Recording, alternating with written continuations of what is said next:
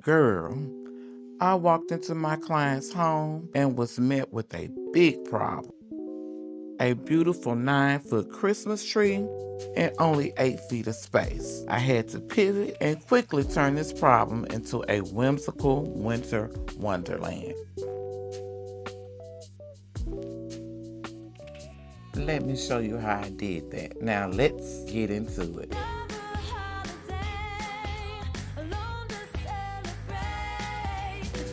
I received a call from my client letting me know she put her Christmas tree up and was ready for me to style it. However, she had concerns because the tree was too tall for her space.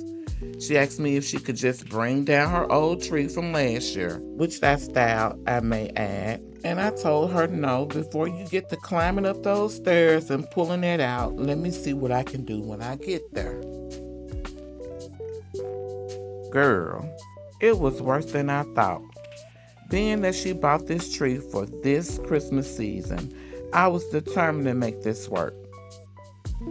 So I climbed up that ladder with my bed knee and all, and I began to work on some things.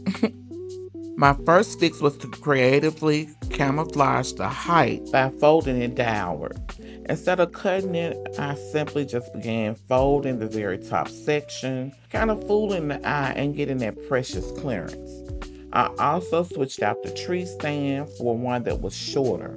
Now I'm thinking I'm getting it together and I'm liking the way that it's looking, so I began to fluff the tree as well. Now, you need to tell me where everyone is finding those Christmas tree gloves. You know, like the ones they provide with those Kings of Christmas trees. I've been looking on Amazon and I ain't found them yet, and those could have saved a sister hand.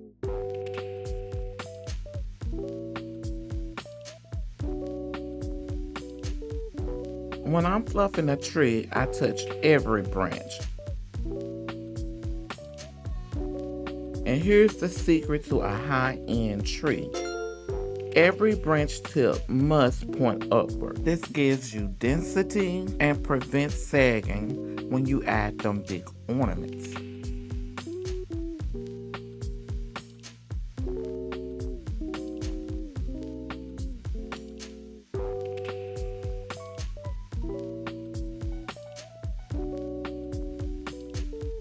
Here's another pro tip.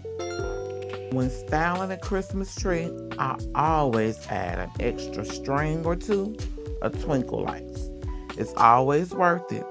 It fills in the gaps and gives a magical glow. And it makes every ornament you add truly sparkle. You know, adding a little razzle dazzle. And I'm all for the razzle dazzle.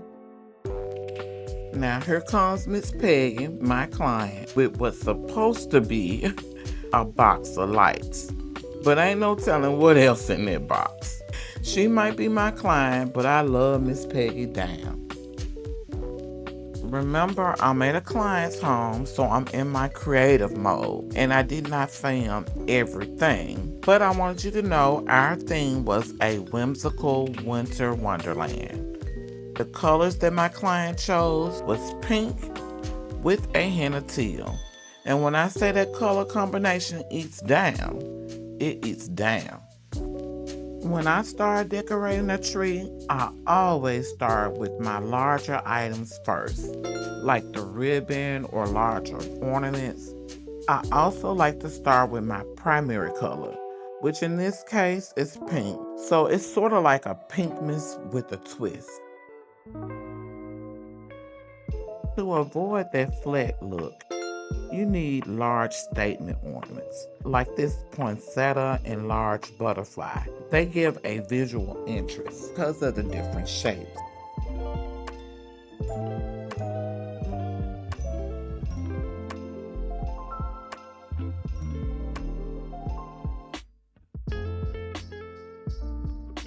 I also like to step back and look at the tree to see where I may need to change something or add something like a certain color or a larger ornament to fill in gaps.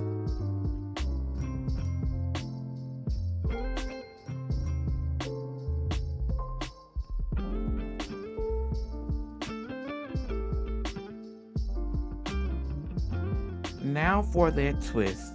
And I am so happy that I filmed some of this. Adding this gorgeous teal and burst provides the perfect contrast. I present to you Miss Peggy Tree of 2025 by yours truly, Evelyn Shelton of Shelton Signature Styles.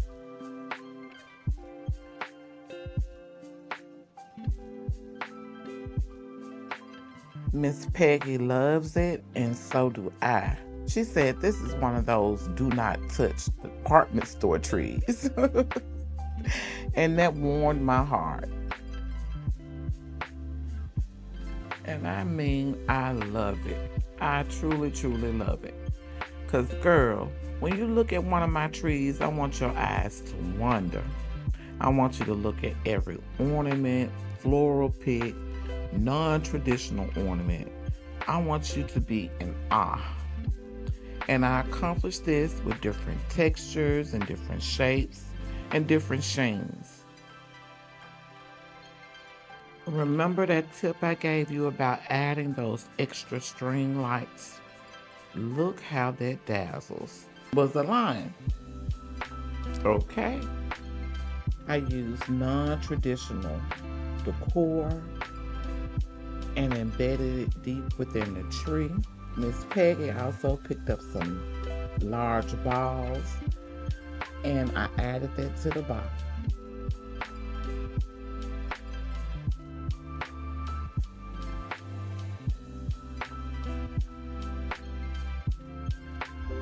Miss Peggy decided that she wanted a table next to the tree because the space kind of read empty. And I agreed because I know she's a maximalist. She started adding things to this table and I said, Miss Peggy, I got it. Let me see what I can do to pull this all together.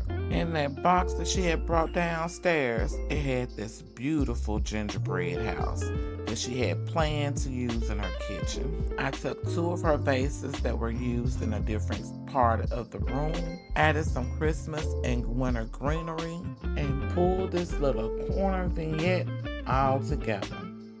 I love this unexpected color combination.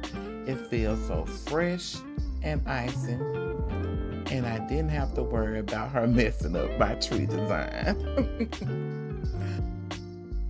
With the styling of the Christmas tree, she also purchased a fireplace design.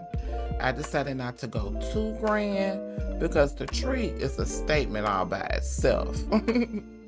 However, I knew I could design the fireplace to accentuate the tree. She purchased this pre-made centerpiece.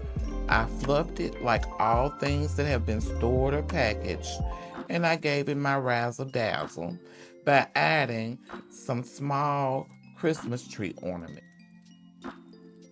The final moments, Miss Peggy Whimsical Winter Wonderland, completed with pinks, icy blues, teal, and a beautiful mixture of sparkle and texture. I absolutely love this challenge. I'm hoping that this video has left you with some information or gave you some inspiration. If you haven't smashed that like button by now, go ahead and do so. And if you're not subscribed, do your girl a solid and subscribe because I'm trying to reach that 1,000 subscribers. I'm trying to reach that milestone, and I would greatly appreciate you if you did so. Also, be on the lookout for my next video where I'll be decorating another client home as well as my own. And until the next time, be blessed.